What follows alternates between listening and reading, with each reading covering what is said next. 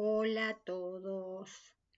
Bueno, voy a dedicar una serie de videos a un misterio que lleva más de un siglo, aunque mm, hace bastante tiempo que se aclaró, pero generó mucha fantasía también, y que no ocurrió en la Argentina, sino en el viejo continente, en Europa. Me refiero a la tragedia de Mayerling. Les cuento esta historia que nos va a llevar bastante. El 30 de enero de 1889, en el pabellón de casa de Mayerling, una localidad en Austria, cerca de Viena, fue encontrado sin vida el cuerpo del heredero de la corona del Imperio Austrohúngaro, que era el archiduque Rodolfo de Habsburgo, hijo del emperador Francisco José, que reinaba en aquel entonces, y de la emperatriz Sisi, cuyo nombre real era Isabel, y pertenecía a la Casa Real de Baviera, que era un reino en Alemania, aunque ya Alemania estaba unificada bajo el poder del Kaiser, ya era el imperio alemán. Y junto al cuerpo del archiduque fue encontrado el de una jovencita llamada María Betzera, y que sería esta chica, muy jovencita, Rodolfo también era un hombre joven, la amante de Rodolfo de Habsburgo, aunque él estaba casado con la princesa Estefanía de Bélgica, sobrina del rey de Bélgica, y tenía una hija. Esto no era obstáculo para que la vida galante de Rodolfo de Habsburgo fuera bastante variada. Ocurre que esta muerte generó no solo una cuestión, digamos, de un mito romántico, sino que era una crisis política para el imperio austrohúngaro. ¿Por qué razón? Él era el único heredero varón que tenía su padre, tenía hermanas mujeres, solamente que no podían heredar el trono, porque el trono del imperio austrohúngaro, el trono de los Habsburgo, solamente los hombres podían heredar. Y esto generó una situación bastante crítica porque con su muerte su padre tuvo que nombrar otro heredero, que era su sobrino, el archiduque Franz Ferdinand, Francisco Fernando, cuyo asesinato en 1914 desencadenó la Primera Guerra Mundial. Y luego nombró a su sobrino nieto, Carlos Francisco José, también archiduque, que fue el último emperador de Austria, que lo sucede a la muerte de Francisco José en 1916, mientras transcurre la guerra, y que cuando termina la guerra en 1918, el imperio austrohúngaro es disuelto, desaparece, como el imperio alemán. Carlos I, casado con Zita de Borbón-Parma, tiene que abdicar el trono y se exilia en las islas de Madeira, y ahí fallece muy joven, queda Zita con todos sus hijos. El mayor de ellos era Chico, Otto de Habsburgo, que después fue cabeza de la familia imperial de Habsburgo, que aunque no reina, sigue teniendo un montón de ramas y con varias pretendientes a una restauración hipotética del trono de los Habsburgo en el imperio austríaco. Austria había una república. Y luego de la muerte de Otto de Habsburgo, ya muy, muy anciano, en el año 2012, la jefatura de la Casa Imperial de Habsburgo lo ostenta su hijo Carlos de Habsburgo. Bueno, este gran sacudón que fue para no solo la corona, sino para la nobleza y también para la opinión pública, tuvo sus dimes y diretes, una serie de investigaciones, algunas bastante, digamos, hechas con poco cuidado, hasta incluso hubo intervención de la Iglesia Católica, del Papa, que era León XIII, por la cuestión del suicidio, que lo vamos a ir relatando después. Y también generó un mito romántico, el mito de los amantes que se suicidan, porque eso no pueden unirse, porque Rodolfo estaba casado, y también el mito de Rodolfo conspirando contra su padre para proclamar una república junto con los grupos liberales que había en el Imperio Austrohúngaro, porque este imperio estaba formado por varios países, no solo por Austria y Hungría, sino también por la actual República Checa, la actual República Eslovaca, y había grupos liberales que estaban en contra de la monarquía absolutista de los Habsburgo, que heredaban el trono del Sacro Imperio Romano Germánico, que fue disuelto a principios del siglo XIX por Napoleón, porque era el romano emperador, el emperador de Austria-Hungría. Era emperador de Austria y rey apostólico de Hungría. Se lo coronaba con la corona de San Esteban, el rey santo de Hungría, el fundador del Estado húngaro.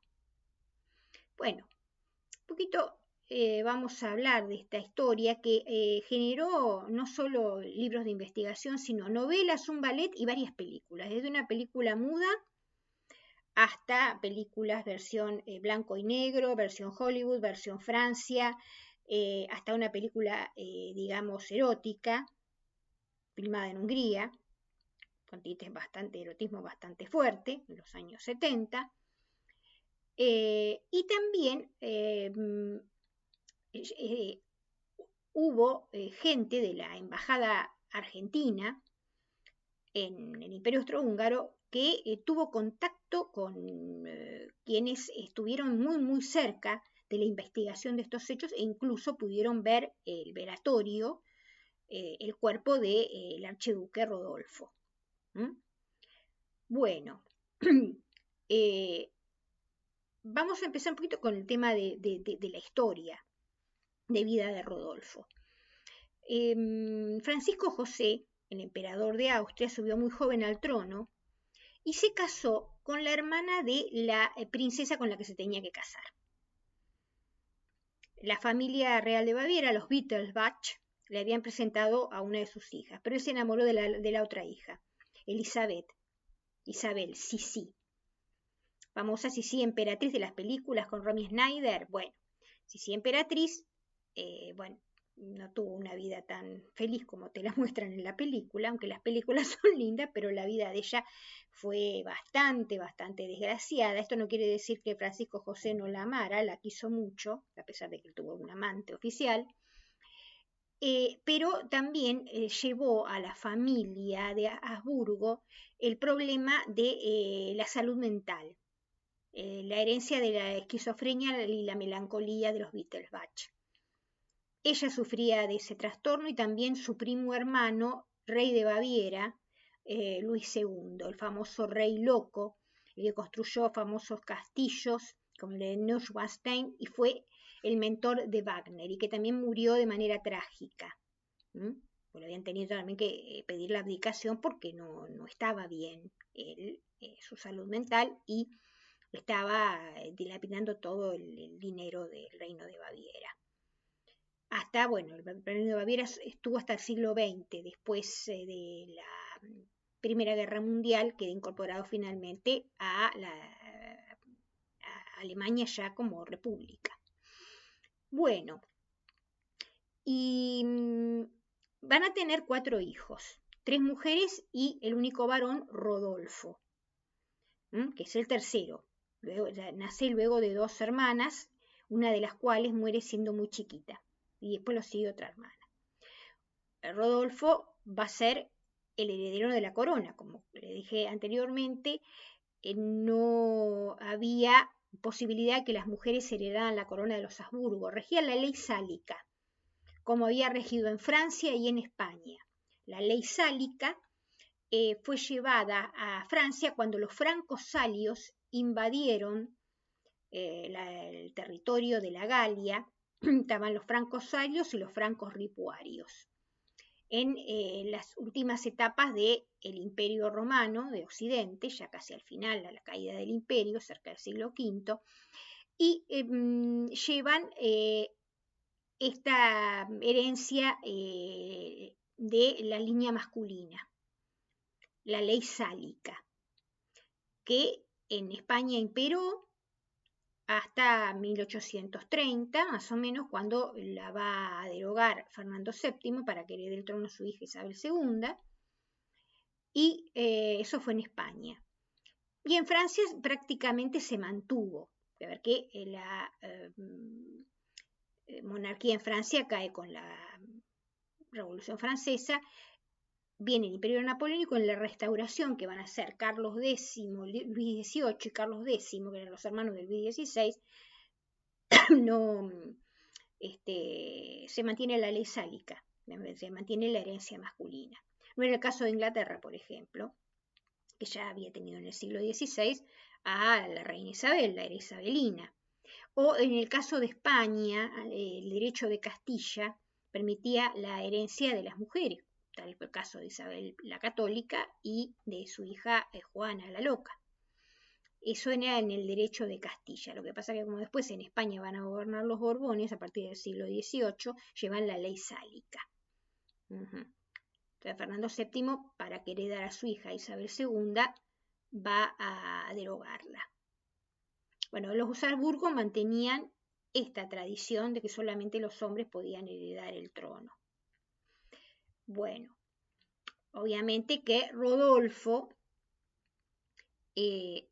va a tener que ser educado para ocupar el trono cuando su padre muriera. O sea, era, digamos, la idea, porque era la sucesión natural. En todas las monarquías, la sucesión es familiar. Entonces, el monarca deja a un hijo y si no tiene un hijo, un sobrino, si no un hermano.